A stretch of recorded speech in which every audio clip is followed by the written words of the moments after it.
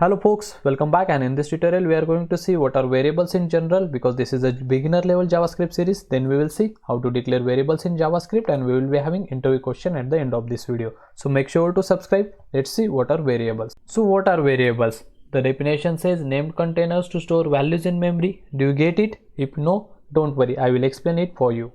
While creating any of the application, there is always need to store some values into the memory. Let us consider an example. We have to store that text web tag for you into our memory.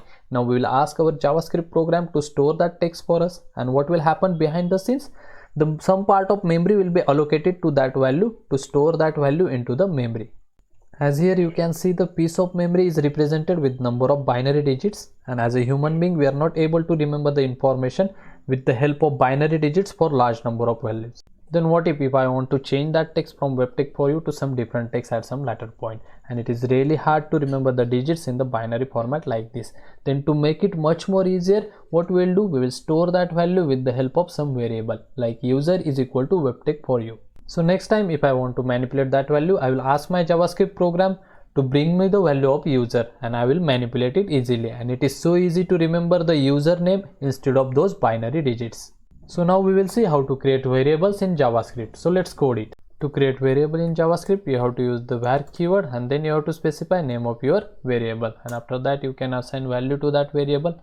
And to see the value, we will log that value to the console, and here you can see the value is logged to the console. Also you can do the same thing in the same line. So instead of declaring it on one line and assigning value on other line, you can do it on the same line like this, and same value is printed into the console. If you store the text value into the variable, then type of that variable automatically becomes string, but JavaScript is a loosely typed language, and to explain that, what we will do, we will store some numeric value into the name variable, and after saving the changes, you can see 1 2 3 is logged into the console. So on the left side of the equal to operator, we are declaring the variable, and on the right side we are assigning value to that variable. If you declare a variable and do not assign any value to that variable, then the value of that variable remains undefined. If after saving the changes, you can see undefined is printed into the console. And if you try to use any variable without declaring it, then we get an error because that variable is not declared. So after saving the changes, you can see we get the error.